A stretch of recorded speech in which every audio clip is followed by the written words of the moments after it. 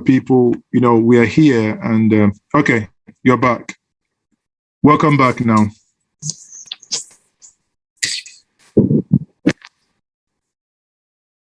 Yeah, so we can hear you. Hello? Yeah, we can hear you. It's good. Nice to see you at last. We are eventually sorry to have disturbed your nap. Yeah, no problem. Sorry, my whole audio system was connected in different circuits.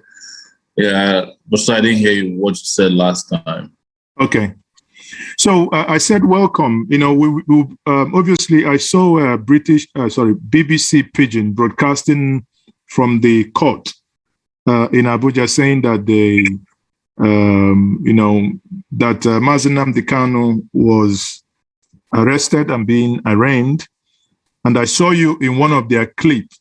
And I'm like, okay, since you are there and lucky to have you, so maybe you might be able to tell us, at least firsthand, this is no longer about hearsay. You were there Yes. as regards to what happened.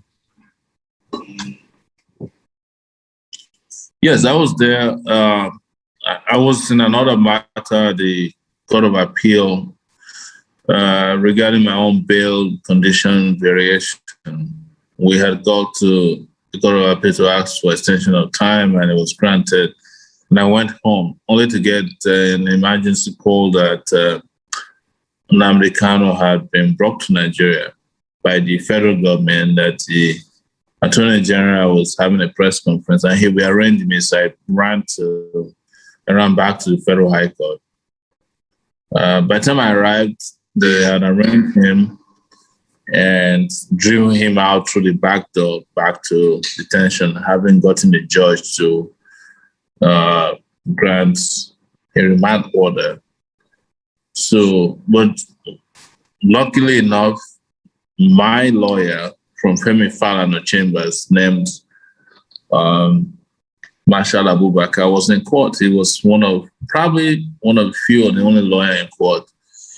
He saw how they brought Kanu into court, his hands handcuffed behind his back and a hood placed over his head before Justice Binta Yanko. And he said he was worried for his safety because he was asking them to remove the hood because he couldn't breathe. So he reported this to me, and by the time I got to court, they had moved him out. I was very worried, but I met the press, and I did address the press regarding how I feel about the situation and his condition. And I've been trying to reach anybody possible since I left court that they should pay attention to his health and his well-being, and that he should avoid eating their food until they let people bring food from outside, trusted people from outside, so that he doesn't get poisoned through feeding and water. I know the DSS people very well. Interesting thing was that the guy who accompanied him to court and who placed a hood over his head was the same guy. His name is Marshall, probably his nickname, who abducted me in court in 2019. So, pretty dangerous guy. And people should be worried about that. Now, but by the time you got to the court, were you able to see him? Did you see him? Or by the time I arrived court, because there was a little bit of traffic, he had been smuggled out of court, but my lawyer was there. He briefed me appropriately about what he saw. He was in that courtroom. My lawyer was in that courtroom. Okay. So according to your lawyer said he had him say they should remove the hood that they put on him. He said he could barely breathe. And asked them, can you please remove this hood? The reason they put the hood over his head was because they didn't want to see any reaction of death here. They wanted, because they had already put some pictures out, which I'm sure they typically do that make Kanu look like he was sober. And they didn't want your audio, check your microphone. It looks like something is covering your microphone. It's good now. It's good now. Yeah, it's good now. I've had issues with this audio for a while. I spoke to you earlier to work on my audio. Who knows? Yeah. But what I have is that they did this deliberately so that he doesn't put out any image of defiance outside of what they already put out. Those funny pictures that they put out. And those pictures, because obviously what the BBC reporter was saying, that he came in with a gray tracksuit, gray blackish tracksuit. But the picture they put out is a pinkish kaftan or senator, something like that. So it's quite. I don't know what I put out was some kind of like a top and bottom dress. Probably they took that on Sunday, but today the law enforcement was not allowed to take a real picture of him. We're still trying to find out what pictures he had coming to court today. But what was clear was that he had a black hood over his face from when he was dropped at the entrance of the court till when he was done. And I think by the time they were done, they didn't take the same outlet that they came with. They went to the back. I know the back. That's how they smuggled me to the courtroom for trial. So, because like I said, I was in another courtroom for a different case, but at the Court of Appeal. But in your own case, how is your own case progressing? They've moved it to... it doesn't matter. There's nothing progressing. The judiciary in Nigeria or the judicial system has collapsed. They're just playing according to the scripts of the executive characters in the system. And I'm not afraid and I'm not ashamed to say this. I don't expect justice from, an unjust, cruel, inhuman system of government in Nigeria. Everybody plays along. And you can see from even what happened today, from the reporting that, there's this hollow, very disturbing but stupid excitement about, we caught Nnamdi Kanu.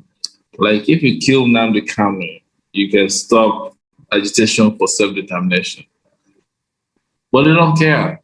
They are all for the vainglorious excitement that comes with, sometimes very childish excitement.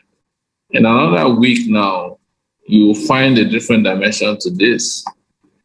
And those who are following them are excited about this. They will be surprised, but they won't apologize to anybody. That's the reason I went to court, to be sure that Nnamdi Kanu doesn't get killed by these people before it's too late. And from, the last time we spoke, in the, you said you were in the DSS custody where you eventually met Dasuki. So yes, from what you heard, is he going to be taken to the DSS custody? I'm sure he's back in the place they call Yellow House. That's the DSS custody in Abuja, very close to the presidential villa. That's their national headquarters. I'm sure that's where he went back to. Considering that the person who brought him to court, one of them is known, is from the national headquarters. But they could also take him to one of their secret safe houses in the city. I don't have information, but it's likely that he will be back in national headquarters at this time. Either detained in an underground cell or a popular cell, a set of cells on top of the Director General's office, where I was detained for 5 months. So, but basically, those, from your experience, the DSS, not that one is better than the other, but at least there is a semblance of sanity within the DSS holding facility as opposed to Kuje prison. Is that correct? No, actually, if you are Kuje, you're probably in a better position than in DSS facility. Really? Yeah. Because in Kuje, they don't control completely what you do in Kuje. When DSS facility, they control what you eat, how the air you breathe, who you talk to. It's in Kuje you could find fellow inmates who could help you out, smuggle information out, find out what situation you're in. But DSS, you're your own. You don't have those kind of privileges. So meaning DSS is more like a solitary confinement. I'm sure they'll put them in solitary confinement at this point, where he has no access to the outside world. They'll probably have like 2 guards. One comes in the morning, one comes in the evening, and they're all about just ensuring that he doesn't have access to the outside world. They control his food, his water, they control his communication. They wake you up at night if necessary just to make your life miserable. They'll spy on you. Well, in Kuje prison, you probably don't get that much, you don't get that spied upon as much as possible. So DSS is worse in terms of psychological torture. So, but do you think, because from the information, they said he's going to be arraigned on the 26th of July. Well, he was arraigned today. 26th will be a continuation of trial. Okay, continuation of trial. What he's going to do today is to say to the judge who was trying him, Binta Yako, said, "Oh, we just caught the guy who bailed out on you." And the one is like, "Oh, fantastic. Please keep him in your custody and bring him back for continuation of trial on July 26th. That gives them ample time to subject him to torture, to subject him to inhuman and degrading treatment, and to come up with fresh charges. So on the 26th, you might just find a bunch of charges that says, "Oh, you're responsible for the murder of 96 policemen," whatever. That's what this is all about. Now, do we have any idea, or there are speculations out there. Do you have any idea how these arrests came about? I don't, but my suspicion is that Kanu was probably lured somewhere on the continent of Africa and arrested. When I was arrested, kidnapped from there. I won't put it beyond Cameroon because it's reciprocity. Nigeria has been abducting Cameroonian activists and sending over to Cameroon for punishment. Cameroon could be a likely place. I don't think this happened in the United Kingdom or anywhere in Europe. If it did, you would have to do an extradition hearing. Exactly. And that might take some 3 months because Julian Assange is one of the examples. The US haven't been able to get him out. Correct. Because the Prime Minister of the UK anyway cannot tell you to just pick up somebody and then put them on a plane and send them to Nigeria. It's not possible. They have to kind of follow some rules, but there has to be somewhere in the Banana Republic where rules are not, very much available. It could be that he's flying over one of these African countries that's close to Nigeria and they forced the plane down and got him arrested and sent him to Nigeria. I don't know where. Speculation is that this happened on the continent of Africa. There's been a lot of speculations, including that he was asked to come for some kind of negotiation with the federal government. Someone also told me today that his arrest or his being lured into arrest was the reason why Buhari didn't go to the UK for his so-called medical vacation because he wanted to gloat over this and wanted to be around why Kanu was arrested. Kanu is the biggest enemy besides some of us. So I would think that it happened where rule of law is the last order. Exactly, because if it happened in the UK, probably extradition hearing would have taken place, would be public, would have found that it won't be so easy. If it happened in the European Union, probably the same. If it happened in the US, there's no way US is putting you on a plane to Nigeria. I'm not ruling out commercial interests, but I don't think that distance can happen in a distant society, and the likes of Hamid would just be gloating over it. Like they probably rightly said, what they call interception was a kidnap, and it could have been like traveling to Cameroon, where there's been a lot of speculations about separatist movement in Cameroon joining with those of Biafra. I don't know. All of this is, putting pieces together regarding where he was arrested. If and when I find out, I will let people know what I know. I mean, we trust you. We trust you on that, definitely. Once information comes out, you obviously would be among the first to push that information out. But again, do you think there is something deliberate here? Do you think if he was caught on Sunday and they brought him to court today, if they wanted a speedy trial, the way they basically said it, shouldn't they have probably gotten a date next week? They're not in this. Look, let me just explain to you. There's no plan for a speedy trial. The Nigerian system or Nigerian government doesn't even have ability to put up evidence to try anybody for any of the crimes they put up. What they're delaying the trial for is to see public reaction. How does the public react to this? Do they feel good about this? They're watching. Do they feel bad about this? And they're also trying to see if those who collaborated with them are comfortable as to the point where they say, hey, we didn't think this was going to go like this. Because I'm sure there are traitors involved in this, or either internally or externally. Right? So they just they want enough time to hedge their bets. That's why he's saying this prolonged trial. Or if you want to do expedited trial, you should be bringing him back to court on Friday. But it is July 26th, which is some 1 month away from now. They're just watching how the public react to this. I know them.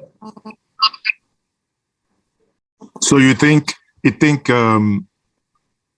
but you can virtually predict how the public will react. If you break the public into the geographical regions, you can predict 99% how each component. Don't overrate the geographical regional reaction too much. So there are people in the Southeast who probably made this happen. They will try to justify it. So there are people in the Southwest who felt like, oh, Kanu is too much of a champion, put him away. And then there's hysteria, there's euphoria.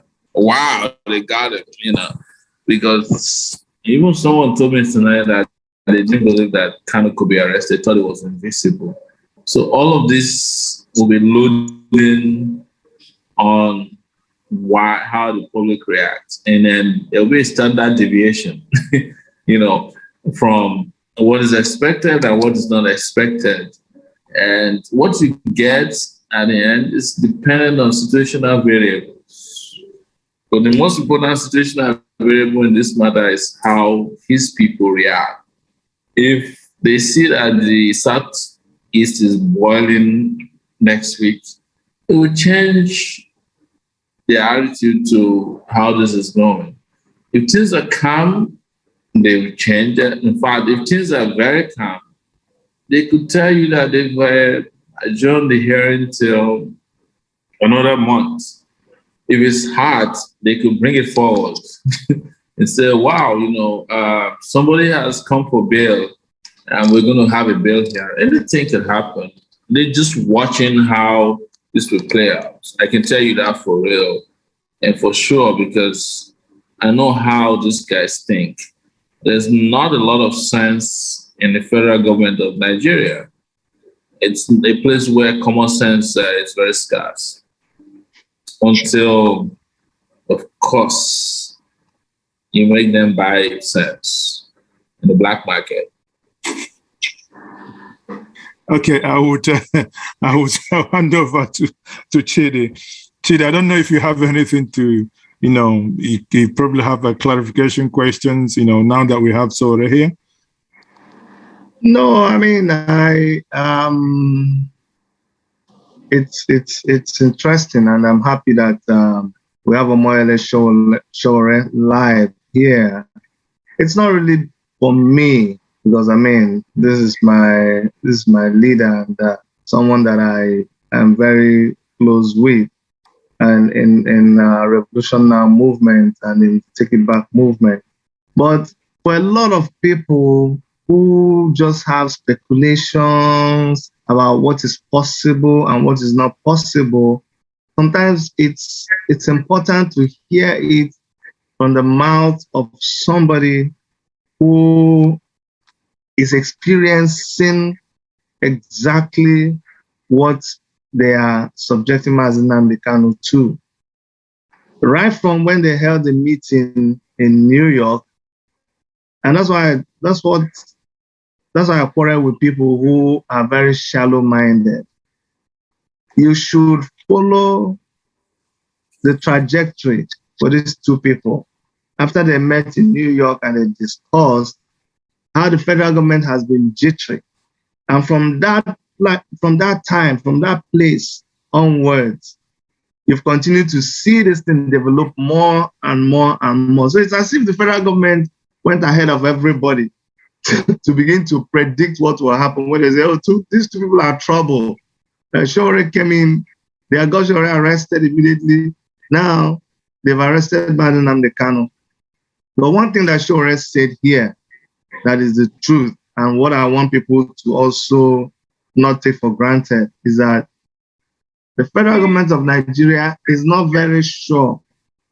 They don't have a concrete laid out plan for what they want to do with Mazi Nnamdi Kanu. I can assure you right now.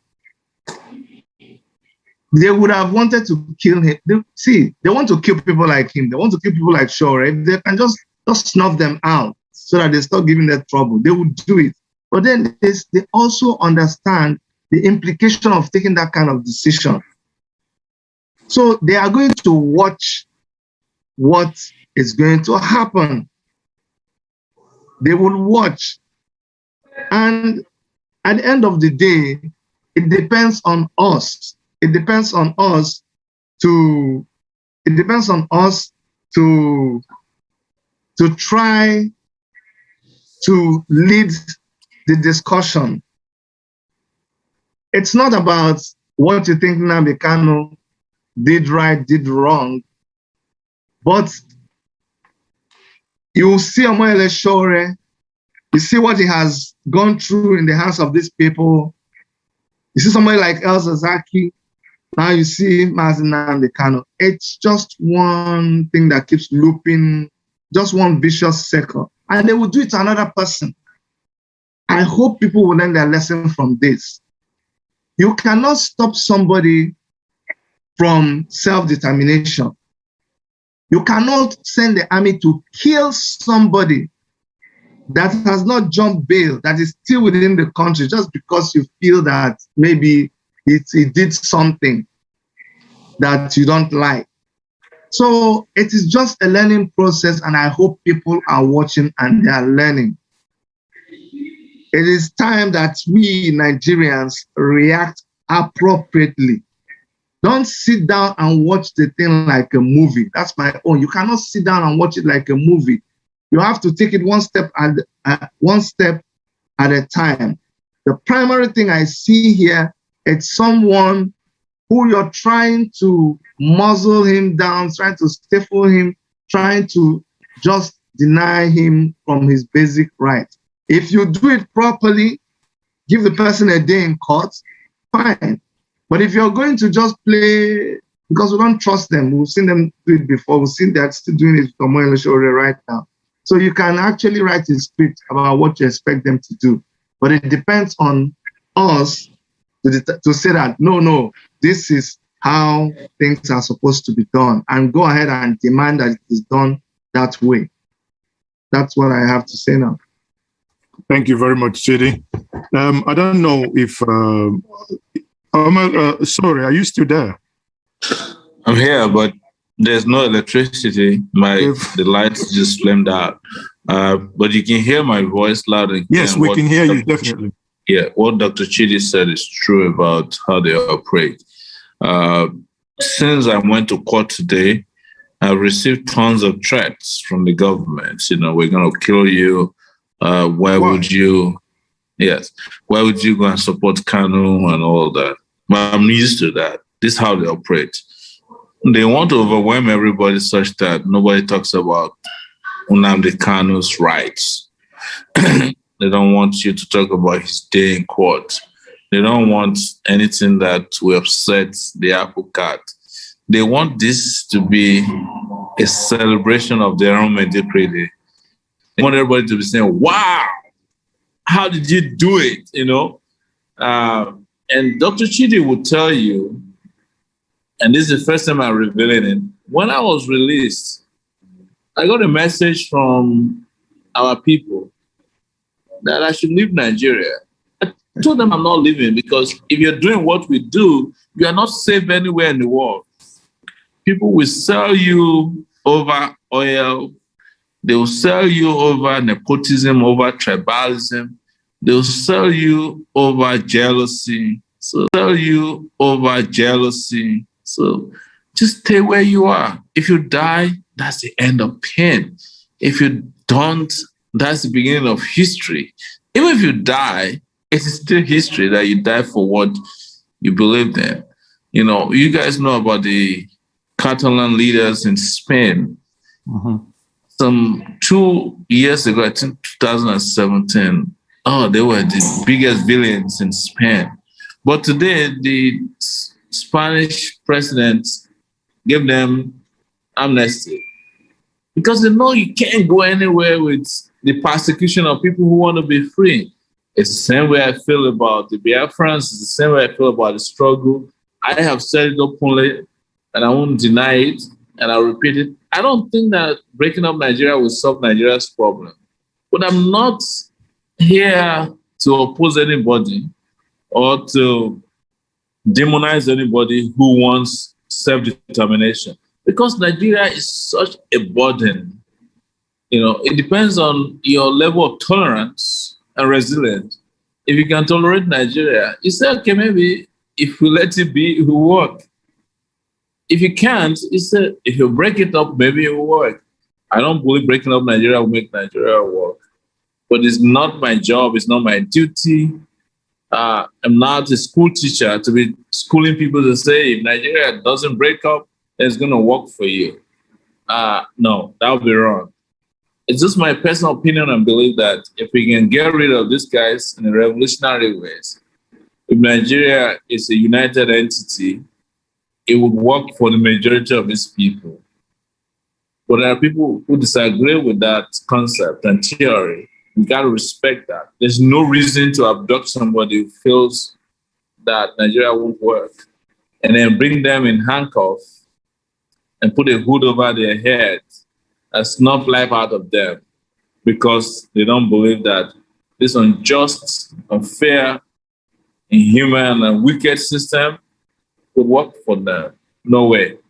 That's where I draw the boundary. And that's the reason why I rushed to court today in search of Nnamdi Kanu.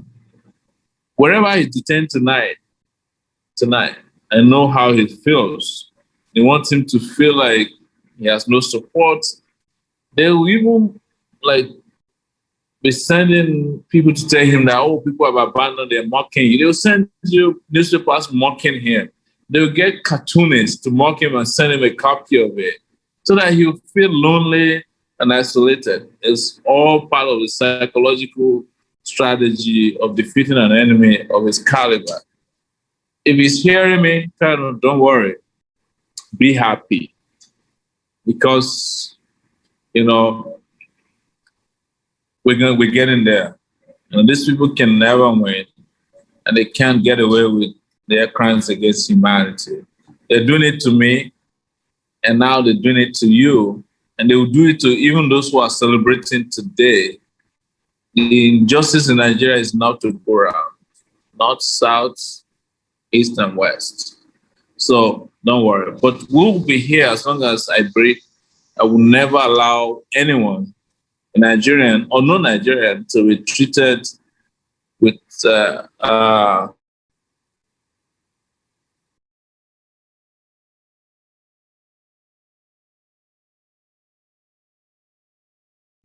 I think the internet froze there.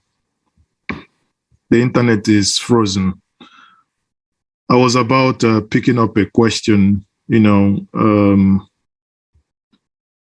to ask him if we are going to see a political solution to the whole thing. Obviously, he mentioned about the Catalonians. So I was about asking if there's going to be a political, but we don't know. I can tell you that SOWORE doesn't believe in the political system in Nigeria.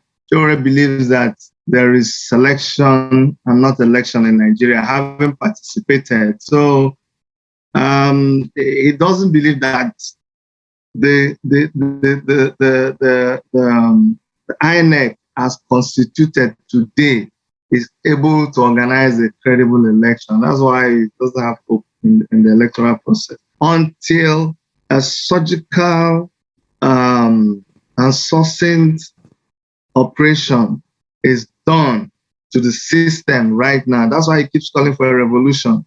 You have to just deal with the system and the people there before you can move forward. But let's hear him talk. Yes, he's back now. Well, I'm having internet connection issues, and that's where I wanted to wrap up. Are you sure you're not being sabotaged? Are you using VPN? It doesn't matter. It doesn't matter. My words will speak for me. My position will speak for me, and as I've always said, nothing can stop an idea whose time has come. Correct.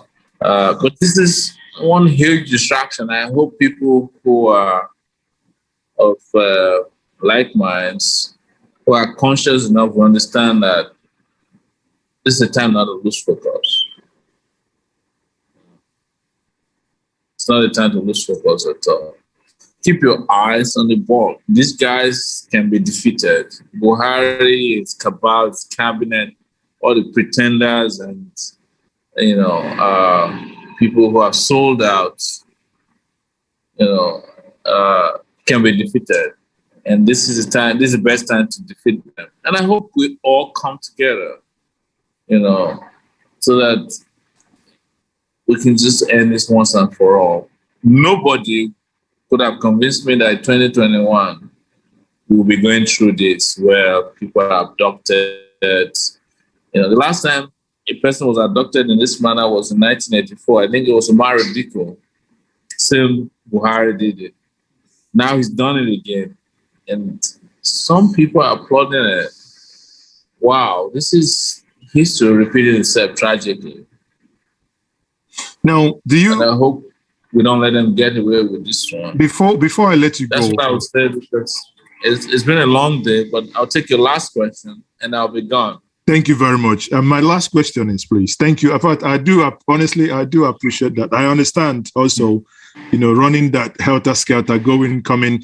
Now, my last question is, you mentioned about the Catalonia in Spain, and you talked about political solution. Obviously, when the guy conducted an illegal referendum and he jumped and ran away in one of the European countries and eventually was caught and brought back. Now you're saying they've eventually been granted amnesty. Do you see similar thing playing out in Nigeria, or do you think we are not developed to that such level of engagement? The Buhari regime doesn't have the kind of sixth sense to understand how to bring about peace. Say he's a former military general. They believe that they're conquerors, and there's a feudalistic dimension to it. There's a religious dimension to it. There is a nepotistic dimension to it. There's also a xenophobic dimension to it. They can't come to the realization that, oh, maybe it is a time to start talking about the future in a respectable, peaceful, and honorable manner. I don't see anybody in the regime who thinks of it that way. All I see is what they did today, gloating and gloating. Oh, we got Kanu.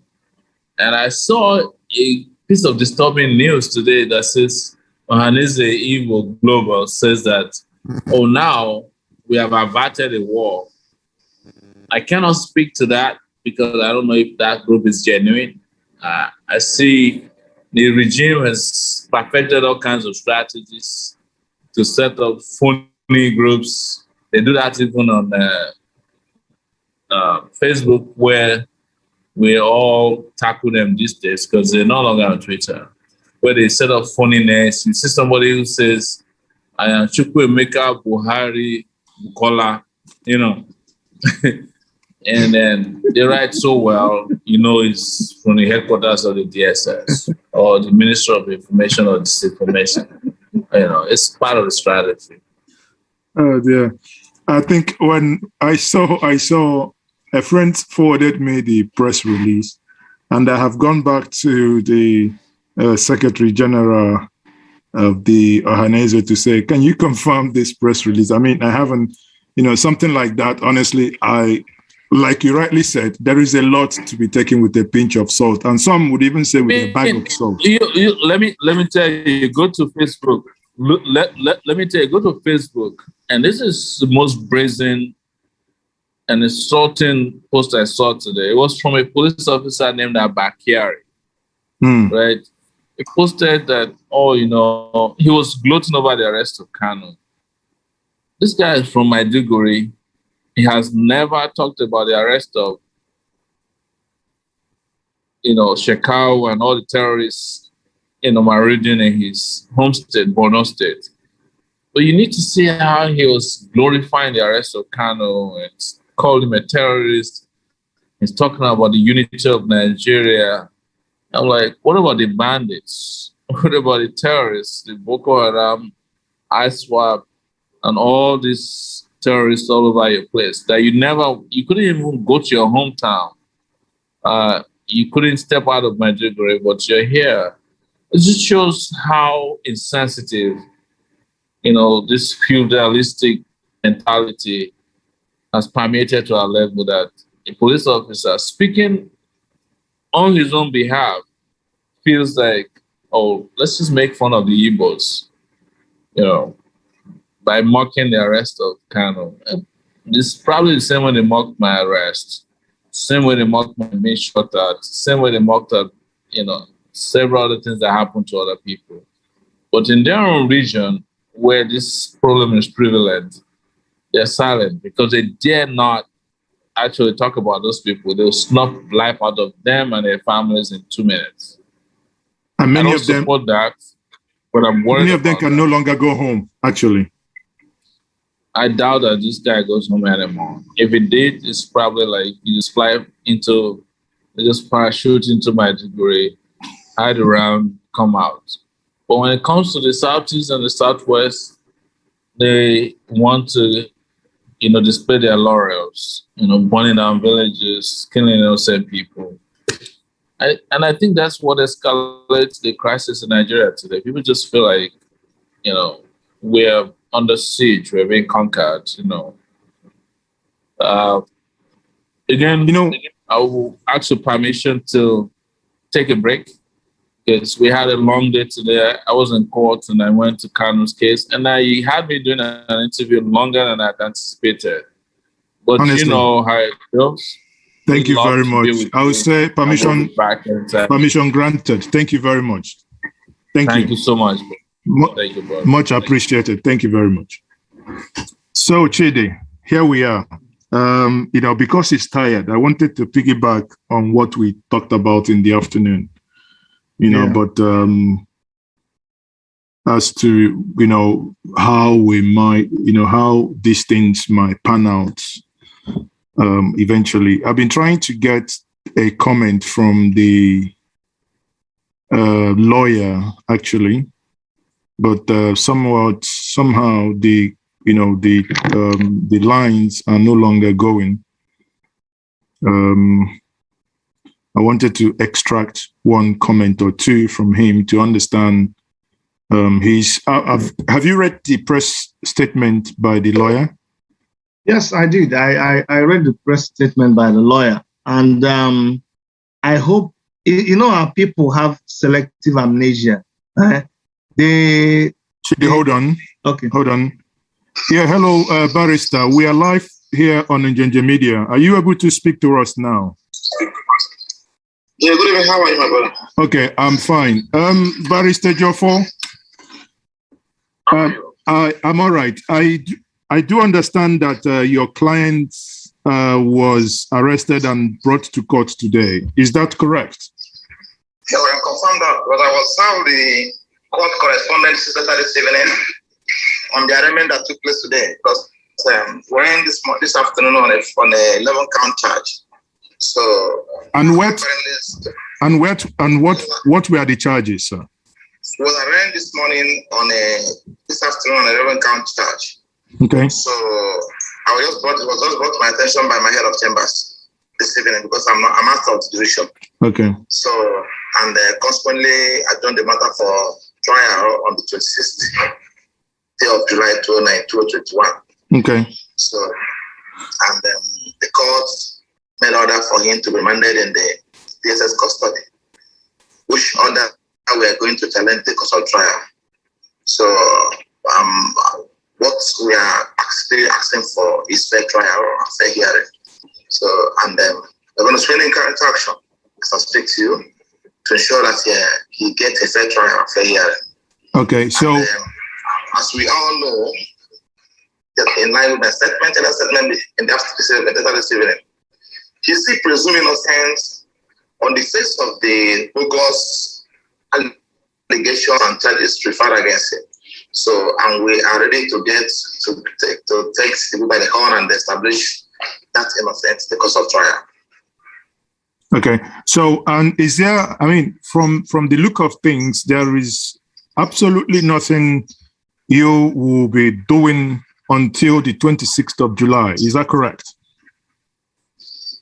We intend to strategize on the approach within the context of the charges preferred against him. And secondly, also we must take a step to make contact with him, physical contact with him. Because by virtue of being his lawyer, I'm entitled to see him and know how he feels. So, and also know his state of health. That's very important. So nobody can deny me that right. So I will take steps to make contact with him and know how he's feeling, and also get further information from him as regards to the new charges preferred against him, and also know what transpired. So that will be done within the period before the trial before the trial commences on 26th of July. So obviously by next week is going to be a new month, which starts this weekend. Sure. So are you envisaging having a meeting with him within the next week or thereabout? There's a bureaucratic process laid down for such conferences, so we have to explore them. I can't just be able to be specific as to the date or time of meeting with him, but I know I will see him in earnest. So, and confirm from him how he feels and his response to the information filed against him. So, and also because of other matters of interest as regards to the charge. So to enable us to prepare our defense and against the charges coming up for here on 26th. So I may not be specific as to the time and date I'll see him, or whether it's next week or this week, but right now I'll see him in earnest. I can confirm that to you. Okay. So have you been able to interface with his family obviously regarding, since you have obviously confirmed the arrest, have you been able to interface with the family to judge with them? This thing just happened today. I believe we are communicating. We're making contacts. So, and everybody's calling me, calling to confirm one thing or the other for me as to whether he's fine, where he is, where he was arrested, what happened to him. So, and I believe I've been trying to address a number of concerns arising from the arrest and the charge and the arraignment in court today without reference to, without our knowledge, because ordinarily we should have been informed that he's being taken to court today. So, but for reasons I can't just explain, we're not informed. But I was particularly concerned with the fact that they didn't go to court only to inform the court he was arrested, but they went to court also to arraign him on the fresh charges. So, which I believe is in gross violation of his constitutional rights. Before you can talk about arraignment of a person accused of committing an offense, the person is entitled to inform his lawyer that he's been arraigned in court. So that's where they get it wrong. They got it wrong. So I'm supposed to be informed that he's been arraigned today on fresh charges, because before now he has only fresh charges pending in court against him. So, but from what I heard and what I saw from the correspondence from Federal High Court, they also added 8 count charge in addition to his existing charge against him. So, which is very compelling and also compulsory that we should be informed before arraignment on those new charges. So, for reasons best known to the government, they didn't inform me, and they took him to court and arraigned him on those charges. And it took, I don't know whether it took place until I see it. But it is false. The arraignment in court without my presence in court is false. But they know I'm the substantive lawyer in the case. I'm the substantive counsel and lead counsel. So they have my contacts, they have my details, they have my office address. They also have the telephone number of my head of chambers and also my office, which you have contacted us. That my client has been taken to court. Was arrested and been taken to court today. So even if I'm not available at the moment, I will send the lawyer to be in court and also witness what will transpire in court. So I am beginning to entertain the fear that they have a fair trial. But let's see how it goes. But I'll not give a space for a trial and a secret. If I pick up this from you, you said you were not informed that your client was being taken to court today. How did you get to know that he was in court? I was not informed about his arrest. One. Mm-hmm. Two, I was not informed about his arraignment in court on new charges. So these are fundamental. So I was only informed about his arraignment in court and on new charges after the arraignment must have taken place. So because the courts directed the federal government to start me hearing notices as regards to the matter stated for hearing, the commencement of trial on 26th of July 2021. So on the basis of these directives and correspondence from Federal High Court, we came to know about what's happening in court. So, and I believe it's his fundamental rights as provided under the Constitution for him to inform me as lawyer is being taken to court on today. Because they have my number, they have my addresses, they have my office address, they have notified me. And from every indication, my land was brought into this country on Sunday. And so they're not under any confusion as to whether they will take him to court today. So they have told me that my client has been arrested and they're taking him to court today. I will be in court. I'll send my lawyer to be in court today. And I was also informed about the new charge filed against him. So I believe it's a clear violation of his constitutional right. But I will, in the fullness of time, I will take legal steps to get that addressed in court. Do you, if I ask you, do you know where he was arrested? Do you have that information? No, I don't have those facts until we go into the trial, until I see him. I don't have those facts until I see him. And it's not stated in the information they file against him, they file against him in court. So until I see him, I will get other information from him. And also regarding what transpired between them and where he was arrested and how he was treated, how he's been treated, and where he's been detained, and how he was maltreated or offended. So, and also know if there is any ill treatment method to him. So I'll confirm that when I see him. Okay, so we have over 5,000 people watching us live on our various social media handles. Before I let you go, is there anything, maybe a reaffirmation of what you said in your press statement, or is there anything you wish to add to what you said in your press statement? I mean, this is your time to address. What can assure the world that nothing has gone wrong as far as I'm concerned. In as much as we're going to subject the processes to trial, full trial before the court, and open trial, giving fair trial, fair hearing. I don't think there's anything that has gone wrong. We're going to get it straight in court. And at any point in time, I discovered that there's unfair treatment, or there is unfair treatment, or there is fair trial. I will make it public. I don't hesitate in letting the world know. So, but I will not give a space for such thing to be done in court. So, or at any point in time, I discovered there's a conspiracy or collaboration between the court, anybody. So I'll make it public, but I'm going to follow it head on. And also, I've already summoned the council, the other council in the matter, for a meeting. So we're going to meet in anyone from now, and also strategize on the approach we're going to adopt towards getting the matter resolved. So, before I let you go, do you think there is any link between the invasion of your house and probably what is then happening now? I can't just confirm. I can't just confirm because a lot of things are happening at the same time.